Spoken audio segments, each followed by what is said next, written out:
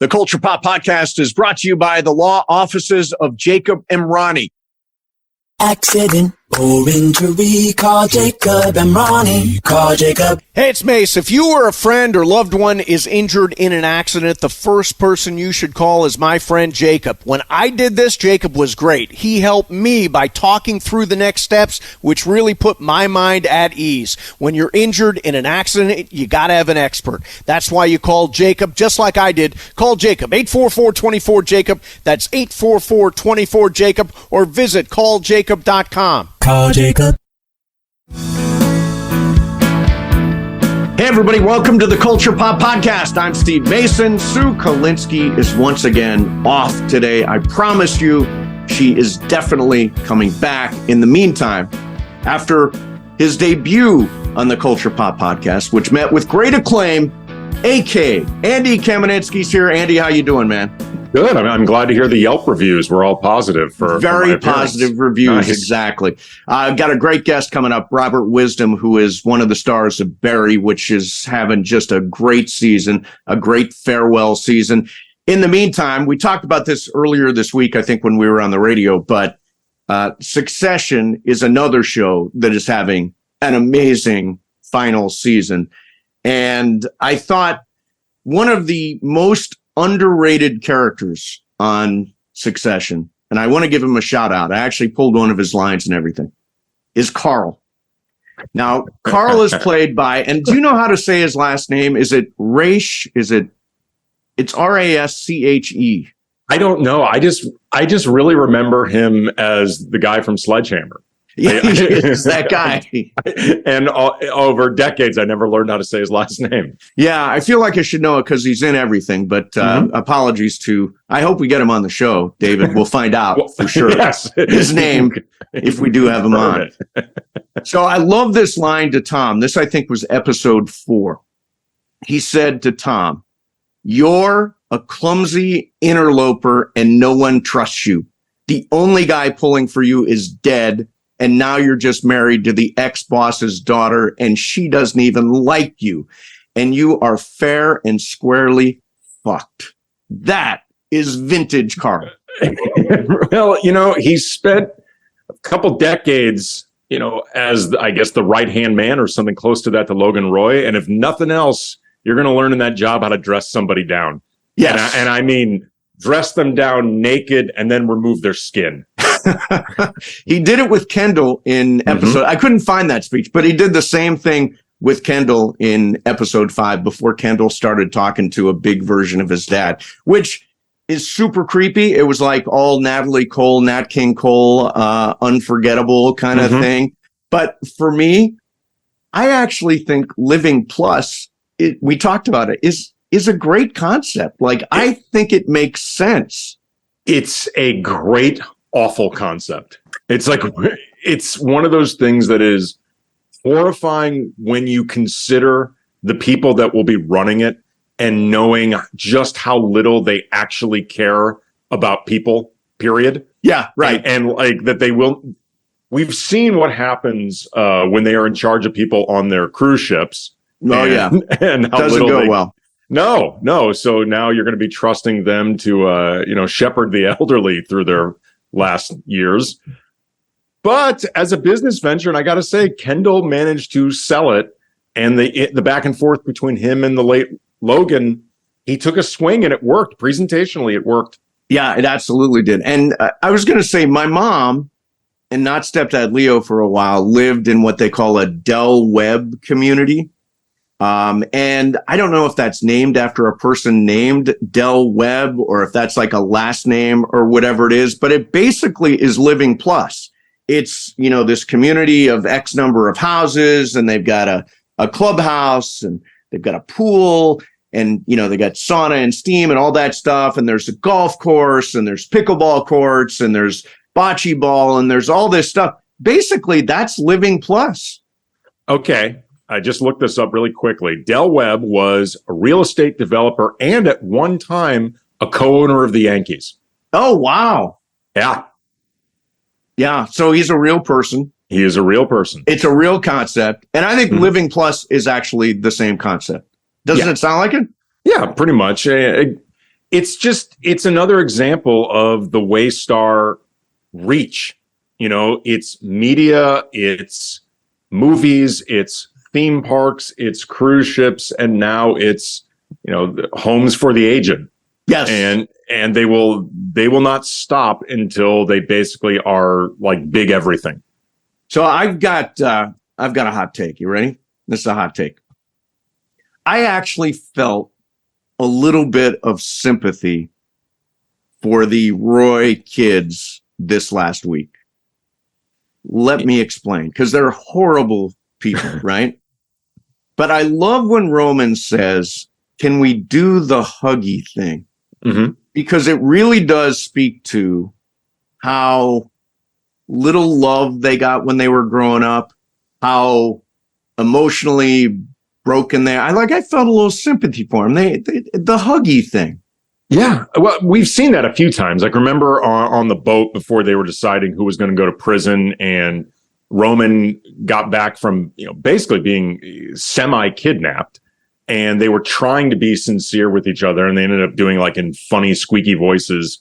Like, they're incapable of being vulnerable because the way they've been raised, does not allow for something like that. Like, I've said this before. One of the things I think is so brilliant about the way these characters have all been conceived in the writing, all four Roy kids, I think, could make the case that they are the black sheep of the family. And I think all four consider themselves the black sheep of the family.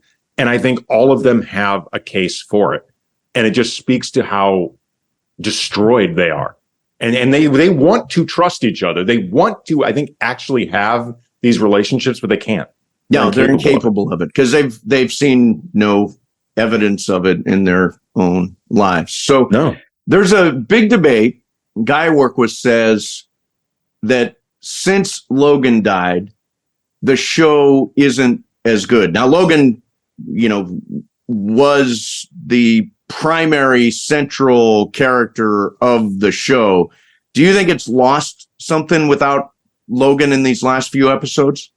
I mean, I think it's lost something. I don't know if it necessarily makes it worse, but it's impossible for the show to be the same without the presence of Logan Roy and without Brian Cox's presence. Yeah. But I do think that it's interesting to see these children finally have to navigate a world without Logan Roy, because Logan Roy, for all the problems that he caused his children and the damage that he's done to them that can't possibly be undone, he also prevented them from really ever having to take control of their own lives and make their own decisions and things like that.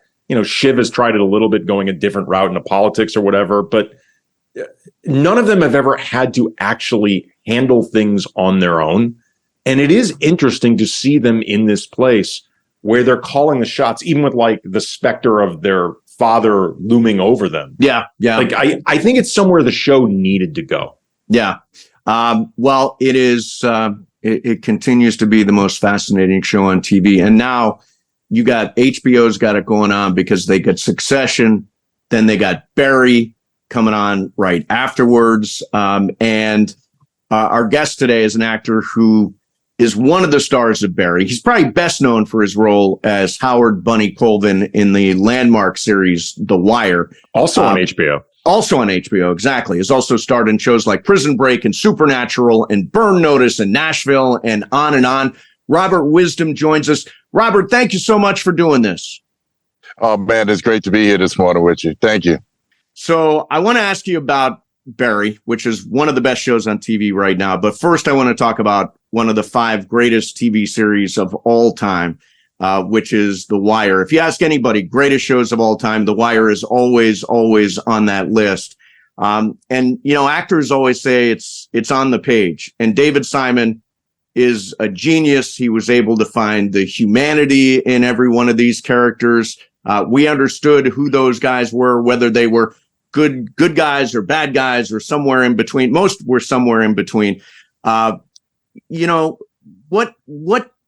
when you read the script, did you find David Simon was so good at? I tell you, you put your finger on it. The Wire, every single comma was written. Every break, every slang, there was no improv. And so he was so in tune with the music and the psyche of somebody living in Baltimore, just what pressures they were under, and he could articulate that through these characters. That's why there are so many characters on the corner of the block, because there are so many types of kids who just migrate there and find themselves, and David was able to bring that out. Then in City Hall, he populated with all these different characters, the mayors and all of these guys who really got to the nuance of why this city was messed up. Then he went to the police department. He did the same. So, and then and the docks, which I think the second season was brilliant. That is underrated. That season was just brilliant. The family, Sabaka's family, and all those guys on the docks and the Greeks, so it just mapped a man. And I have to say, Ed Burns, David Simon and Ed Burns, and George Pelicanos later, they all, Dennis Lehane, Richard Price. I mean, it was a deep, deep, deep writing room. And those guys managed to tell the story of our time. I mean, you can look at whether it's Camden, New Jersey or Oakland, California. You can look at this as a blueprint for what American cities are becoming. And that's so when I saw Bunny in that, and that's the brilliance of the casting. It wasn't about a star. It wasn't about somebody who was going to run the show. Even though Dominic was pretty much in the beginning the lead character that the story was told through, but later on, man, everybody emerged, and you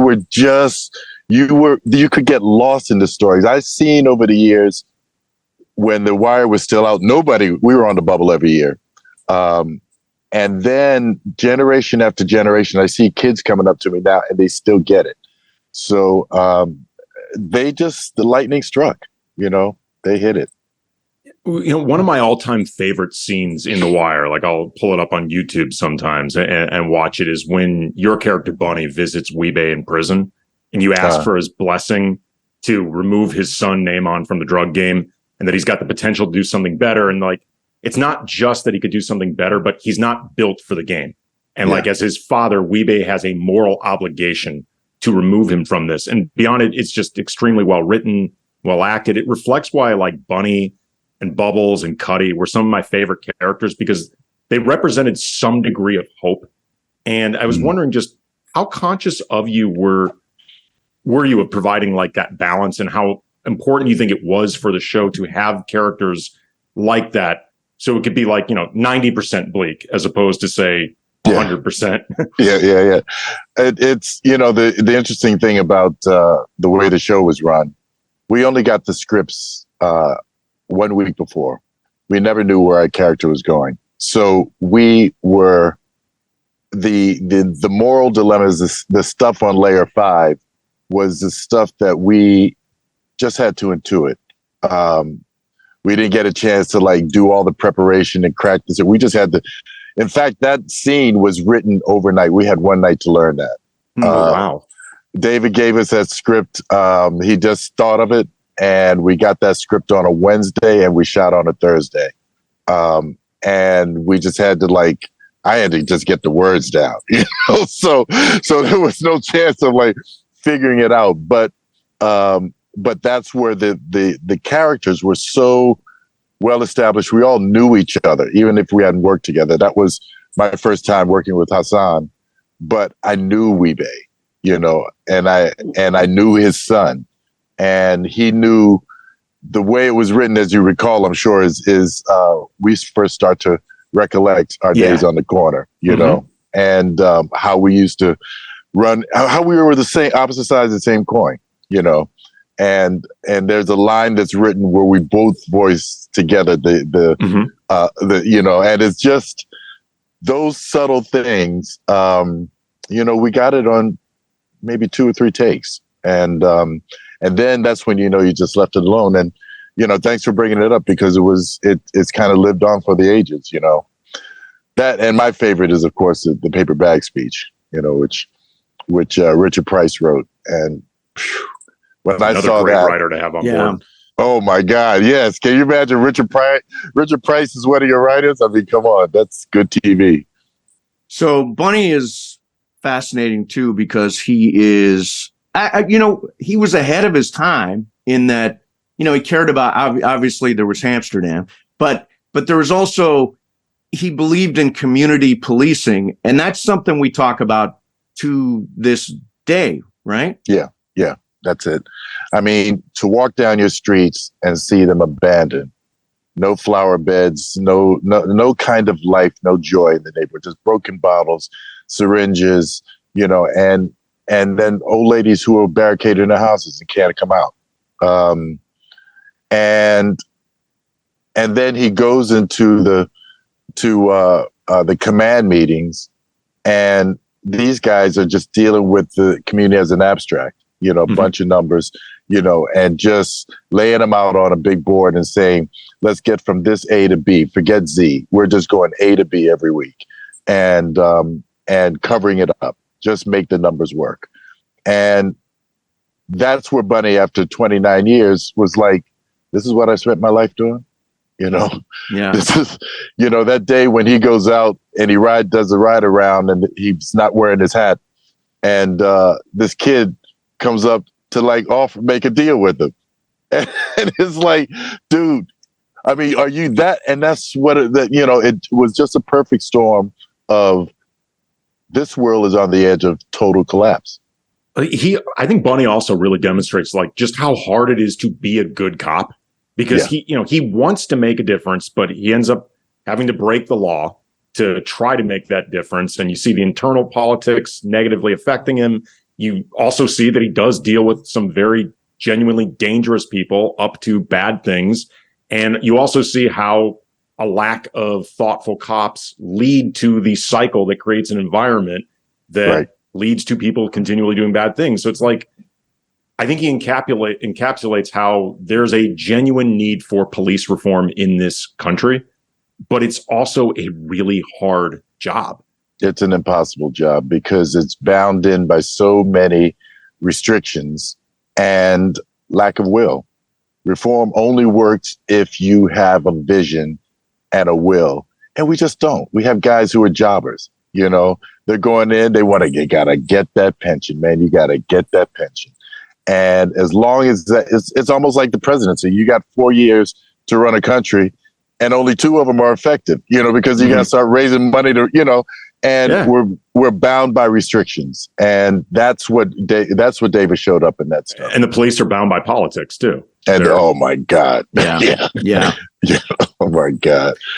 You know how I know The Wire is really good? Because however many years ago later, we still recall it this much, and we still had this conversation about it. I mean, that's just, that does not happen with TV shows.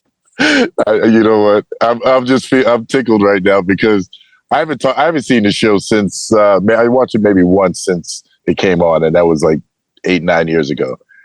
And here we are talking about it and recalling the same stuff and bouncing it around. It's alive, you know. It is. And, it is.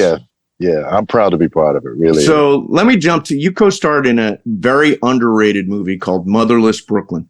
Oh, God. You were working with first-time director Edward Norton, who also starred in the movie, so that's a lot of pressure. Tell me about that movie. What makes Edward Norton a really, really great director? Edward Norton is brilliant, first off. And he's brilliant, and he's also passionate. And he held this book. He wanted to do this book forever. He called the people that he wanted to be in it because those are people he wanted. So when I got this call out the blue to be part of it, he says, look, it's not, what I would want to offer you, but I have this thing. And when I saw it, and we got on set. The clarity as an actor and as a real filmmaker, the clarity that he brought with it just made it easy to do. I thought Baldwin was brilliant in that movie. And I don't care whatever you want to say about Baldwin, but that cat is big. He's a bad boy, and he brought that to life.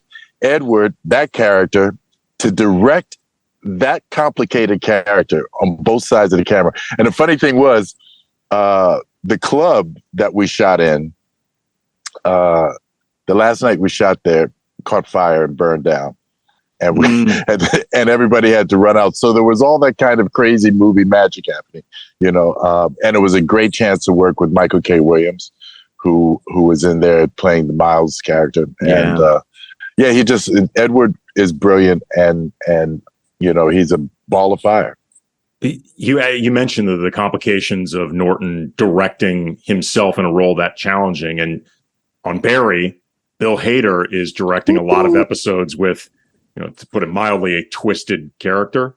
Do you notice the difference in being directed by a fellow actor versus a director, even like a great director? Yeah, interesting question. All right, in this, I'll say this. If the director is also the writer, you notice the difference. I don't think anybody else could come in and contribute to at least season 4 of Barry and make it work. Bill is so clear of what he sees, the style of what he sees, what people are doing. He and I had worked out a way to, it was almost nonverbal, to like really get me out of my little tics, my little habits, and reduce Jim Moss to this thing. He wanted him totally inscrutable. No other director would come in with that note, but Bill was, that worked for him. It worked how he works with Henry and Anthony and Sarah. Sarah's brilliant. So is Goldberg. Good God Almighty, boy, that girl is bad. And so he had the ensemble that he wanted. And so it's like a pitcher going back to their back to their field. They know the feel of that, being inside that stadium. That's what it's like to work with Bill. We know what it's like with the feeling. It was also a set and a show that he didn't allow any assholes in. That was that was a big standard. You came in with like your stuff in order, and you came to play, and no egos played out. So that vision was honored, by all the actors, and he could give us any kind of note and we accepted it, and he listened to us as well if something was out of line. So that's where the difference is, I think, is the creator. So what's interesting about Barry too is that it starts out, if you go back to season 1, it starts out as sort of this fish out of water, hitman goes to acting class, great, especially in this town, really, really funny. But it gets to this place now where last season was really dark. This season is the evolution of the show is fascinating. Yeah. I mean, and it goes back to, without getting too pretentious, but it goes back to those early, almost Shakespearean conceptions of humor and what is funny. It goes down to the absurd of life. And it couldn't get to this dark place unless you really bought into that first year wackiness, of this guy in this acting class with this overinflated acting teacher. And, you just had buckets of laugh, and they seduced us into years 2 and seduced us again. And then who gets to seduce you 4 times? Yeah.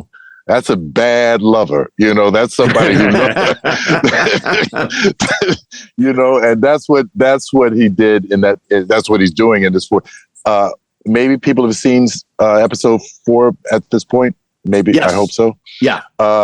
Man, when you see Anthony and Cristobal, that broke my heart, to see what they were, especially going from the sand pit, which was the horror of the sand pit, and then go to black, where Bill kept us in black for like 4 or 5 beats longer, that it was so that your claustrophobia came up, and then you hear Anthony's voice muffled. That's just, that's daring stuff, and thank goodness to HBO for giving Bill leeway to do this kind of shooting, because imagine Barry on network TV.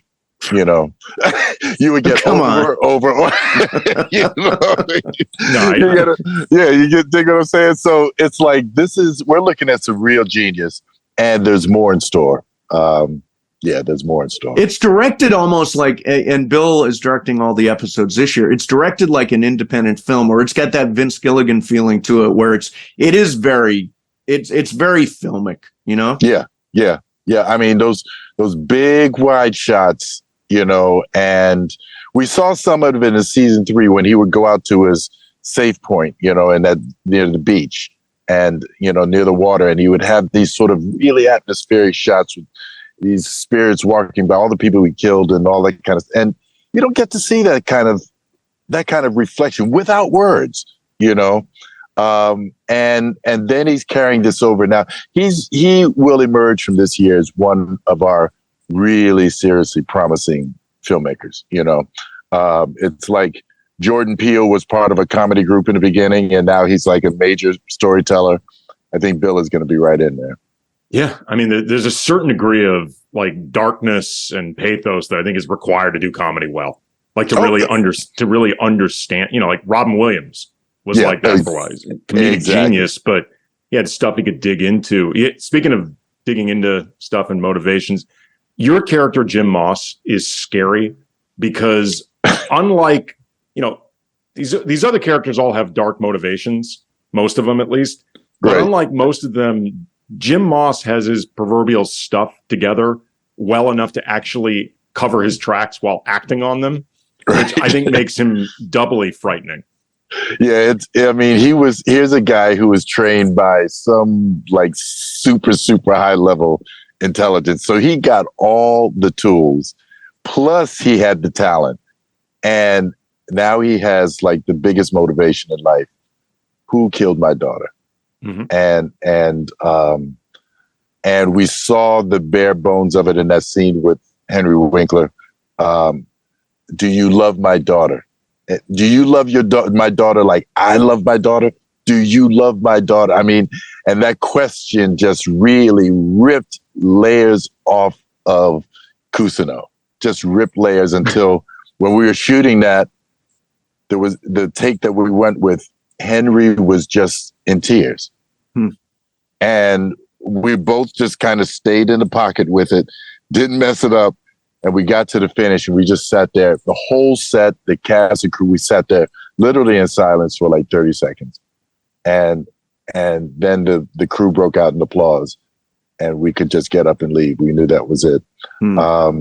That's the kind of writing that Bill is coming up with. And that's what is happening in Barry. We're getting layers stripped off every episode, every year, till we're going to a place of our own darkness. It's kind of like the reason why I said the horror, because it's kind of like Apocalypse Now. You know, it's when you have, you know, this guy who's been upriver for ages and he has no connection with, you know, civilization and has created this bubble.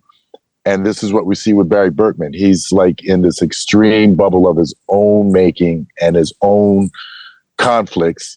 And then everybody else is in the bubble of their conflicts, you know. And so Jim Moss is in one that comes from, quote unquote, an honorable place. And so his talents are just a means, but the end is really justice. Yeah, I want to go back and ask you about one other show. And then I want to ask you about the Lakers, because you're a Lakers fan. Yeah. We'll do that. So last year you had a show called Blackbird, which is another, I mean, it got acclaim, and Paul Walter Hauser and Taron Egerton and those guys, Apple Plus. So many shows come and go, especially in the streaming age. When you work on one like Blackbird, which is, again, Dennis Lehane, the amazing Dennis Lehane. Yeah. Do you have a sense you're going to working on something that's going to get that acclaim, that people are going to get it the way everybody did? Well, one, I knew Dennis Lehane was bringing it, so I wanted to be there. And I knew Alexa Fogel was casting, and Alexa is one of the great casting directors, so I know she was assembling something special. Then the first day, it was shot during COVID. The first day of shooting, we were on Zoom. And so there are like 30 people, on like different pages of Zoom. And so we start the reading, and then Paul Walter Hauser, I hear this voice in this character, but I don't know where it's coming from. And I'm leafing through all the pages to find this guy. It was bone chilling when he went into that voice. And I was like, that's when I knew. I said, this is going to be something. And then Taryn and I had already, met and worked together. So I knew what he was bringing. And the two of them started going, when we got to the pages where they started to go to town, it was breathtaking. I just knew that this was going to be a great show. Then when the costume designer came in and she put everybody in the right kind of stuff. I just knew this is like when the great 19th century operas were being written in Italy, and all the greatest, artisans would come together to work on these operas. That's what this production was like. All the greatest were coming in to be part of it. And it was operatic, and boom, I think it's going to live on again forever. Everybody talks about that 6-episode show like they remember everything, and that's Dennis Lehane. That's Dennis Lehane. Okay, so you're a Lakers fan. Yeah, man. How far back do you go with the Lakers? Well, let me put it like this. I grew up with Earl to Pearl. I grew up with, in Baltimore, D.C. area. So I grew up with Wes Unseld and all those guys. Then I went to school in New York, and I was in New York when the Knicks were great. When Willis Reed did his thing and all that. So I'm on the older end of it. But I've loved this team. Well, I love this team for I've been here 30 years. So it's about 30 years now. So I've seen Kobe, I've seen the high points, I've seen the low points, I've seen all of that.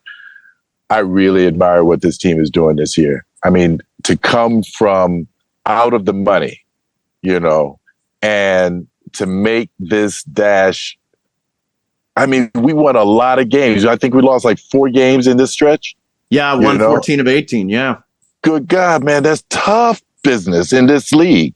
And we had some really bad games and some badly called games, but they kept their head. And I see right now watching Vando on Steph told me everything. Told me that this team was focused where he did, because Steph runs 6 miles a night, something like that on the court. Yeah. And Vando was with him and in his face. And to defend and to get Reeves dialed in to defend on Clay the way they did, so that Anthony can do his thing. LeBron, to me, is doing. See, people say he has a different role. I say he's now truly the general. He's on the floor and he's telling these young guys where to be, because he knows what the coaches are calling. He knows what Steve Kerr's doing. He knows how they play, and he's moving guys around. So it's that chess match. I'm loving this. I just hope we win. But I also just love that this team is equal with and unpredictable how far they can go. And, I'll take them one at a time. I don't want to get ahead of it, but this game tonight is going to be telling. I don't think the Warriors can stay with the size of the Lakers. Yeah. But Looney's a dog, and all they can hope to do is bait, because what's his name has not learned a thing. Just bait him again, get him thrown out the game. Then we're good. Draymond, yeah. I hate to say his name, Draymond. First of all, that this is real, Robert, because you've used the phrase "we" talking about the team multiple times. Right. That's the sign of it actually being real. You were talking about LeBron now settling into this role as the general. An amazing stat about him that I did not know, that I learned yesterday when Joel Embiid was announced as MVP. It was the first time in 20 years that LeBron had not received at least one vote, like even a 5th place vote for MVP. Right. And I'm not bringing that up to argue it, it doesn't really matter. That is staggering, though, to take 20 seasons to not be represented in any way for MVP, 19 straight. That's astonishing. We've over the years, and it started in baseball, and now we're numbers driven. Mm-hmm. But the intangibles, the things that nobody can actually track and quantify, that's the stuff that makes the great teams. Everything else is like great to track players and what they do and their tendency. But man, when you get out there and you have guys whispering each other's ears, and that's the stuff that makes a play work or not break, or how to break down a defense, That's what LeBron is doing, how he gets these lanes open, and how he gets his guys in positions. Now, yeah, I hope he comes to his realization that his 3-ball ain't working, Yeah. I've tried to tell him on our show. I've done my best. That's painful. That's painful. But, look, he's willing to work 40 minutes a night. Anthony is willing to go whatever it takes. If we get to do that, those are intangibles that are going to make the difference. And I think that if we're tired, GS is tired too. Yeah. So, I ain't gonna worry about that. Steph ain't no spring chicken, So we'll see. We're gonna see. Well, listen, go Lakers. Go Lakers. And congratulations on Barry. It's fantastic and can't wait to see where it ends up. Robert, thank you so much for doing this, man. We appreciate it. Mace. Man, thanks, Mace. And I'll be listening to you on the radio, so thanks for everything. Thanks for serving the city. Sure, I will be there, man. Thanks. That guy is a Lakers fan. Yes, he is. Yes, he is. He is down in it, which I love. And, the guests I love are the ones that come on and say, I listen to you all the time on the radio. Those are my favorite guests. Mm-hmm. Because then it's all, everybody's warmed up and everybody knows who the other guy is. And it's actually really cool. And also the show becomes, 3% more about you. Correct. which is what you like. More about me, which I like. Mm-hmm. We took a call on the show yesterday. Somebody said, you guys are the greatest show. And I sit and I pick up my daughter every day at work and I go there at school and I go there early and I listen to the radio a little bit so I can be. And then he went into a big Lakers breakdown and I immediately said, let's go back to your first point. one about listening all the time. Blah, blah, blah, Lakers. Get back to Mason. Yeah, exactly. So, and Barry, I mean, I would put money on he dies. I don't know. But I don't know. This show, we talked about it with Robert. It has taken so many unexpected turns. Yeah, and like unpredictable turns. I genuinely have no idea what's happening. I actually caught up before talking with Robert. I thought I was further behind than I was, so it didn't take that long to get myself there. It's so great. I mean, you could go on talking about it. Like NoHo Hank is one of my favorite recent characters. So good in any show, and he's really becoming a dark man. Yeah.